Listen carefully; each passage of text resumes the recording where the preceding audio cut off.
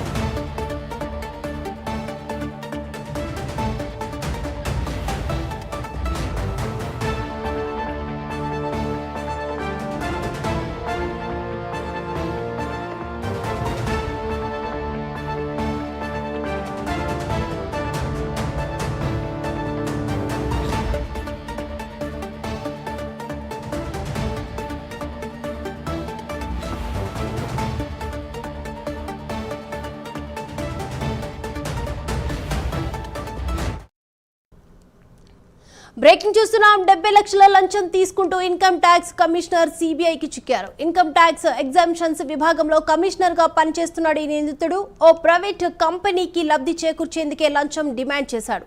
IT commissioner తో సహా 5గురిని కూడా సిబిఐ అధికారులు అదుపులోకి తీసుకున్నారు. పట్టుబడ్డ ఐటీ అధికారి బీఆర్ఎస్ మాజీ ఎమ్మెల్యే కుమారుడిగా కూడా గుర్తించారు.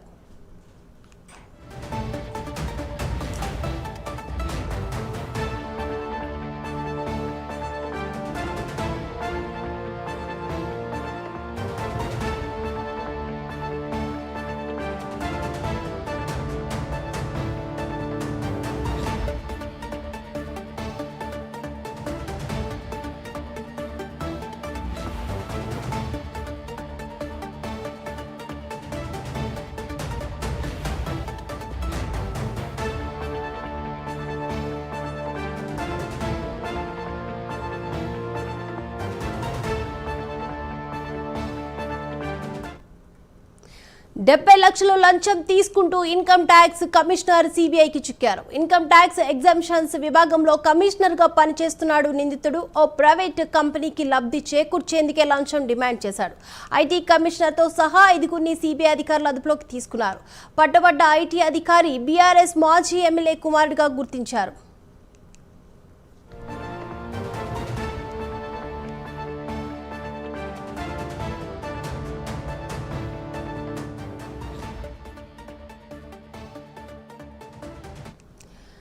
$70 లక్షల లంచం తీసుకుంటూ ఇన్కమ్ ట్యాక్స్ కమిషనర్ సిబిఐకి చిక్కారు. ఈ అంశానికి సంబంధించి ఓవరాల్ అప్డేట్స్ అందించడానికి మా ప్రతినిధి ప్రవీణ్ సిద్ధంగా ఉన్నారు. ప్రవీణ్, అయితే కొంతమంది ప్రభుత్వ ఉద్యోగం చేస్తూ కూడా లంచాలకు ఆశపడి లంచాల మోజులో పడేసి అయితే ఏసీబీ వలలో కూడా పడుతున్నారు. అదేవిధంగా సిబిఐ అధికారులు అదే ఒక హైదరాబాద్ లో లంచాల ఆశపడి అయితే ప్రభుత్వ ఉద్యోగం చేస్తున్న వ్యక్తి సిబిఐకి దొరికాడని చెప్పాలి. అదేవిధంగా 70 లక్షలు లంచం తీసుకుంటూ సిబిఐకి రెడ్ హ్యాండెడ్ గా దొరికినట్లుగా సమాచారం అయితే వస్తుంది. ఇన్కమ్ ట్యాక్స్ కమిషనర్ గా పనిచేస్తున్నటువంటి వ్యక్తి ఇన్కమ్ ట్యాక్స్ కమిషనర్ గా పనిచేస్తున్నాడు కాబట్టి నన్ను ఎవరు అడగరు కదా అనే ధీమాతో చేసి ఉంటాడనే అయితే ఊహాగానాలు కూడా వస్తున్నాయి. కాబట్టి అయితే 70 లక్షలు తీసుకుంటూ రెడ్ హ్యాండ్ గా దొరికాడు. ఈయన ఐటీ కమిషనర్ తో సహా 5 మందిని కూడా అరెస్ట్ చేశారు. ఈయనతో పాటు ఇంకా 5 మంది ఈ దాంట్లో ఎంతమంది హస్తం ఉందో అని కూడా వివరాలు తెలుసుకోవాలి. కాబట్టి ఈయనతో పాటు కొంత సమాచారం వచ్చింది. కాబట్టి ఆ సమాచారం తెలుసుకున్న తర్వాత ఈయనకి హెల్ప్ చేసిన వాళ్ళు ఎవరైతే ఉన్నారో ఈ దాంట్లో ఎంతమంది పాత్ర ఉంది అనే కోణంలో దర్యాప్తు చేస్తున్నారు. కాబట్టి 5 మందిని కూడా అరెస్ట్ చేశారు.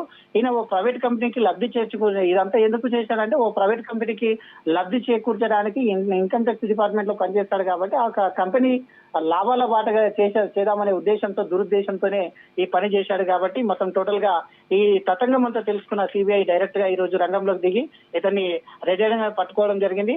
పట్టుబడ్డ ఐటీ అధికారి మాజీ ఇప్పుడు ప్రస్తుతం అప్పుడు ఉన్న టీఆర్ఎస్ గవర్నమెంట్ లో మాజీ బీఆర్ఎస్ ఎమ్మెల్యే కుమారుడుగా కూడా గుర్తిస్తున్నారు. అయితే గతంలో కూడా బీఆర్ఎస్ గవర్నమెంట్ ఉన్నప్పుడు గిట ఈ విధంగా చేసి ఉంటాడు కాబట్టి అదే అలవాటుతోని ఇదే చేశాడు కాబట్టి ఇప్పుడు టోటల్ గా ఈయన దొరకడం చేత ఎక్కడెక్కడ ఈయన ఆస్తులు ఎక్కడెక్కడ ఉన్నాయి అన్ని మొత్తం టోటల్ గా లెక్కలు గిట బయటకు తీసే ఆలోచనలో సిబిఐగా ఉందని తెలుస్తుంది. Right, thank you Praveen.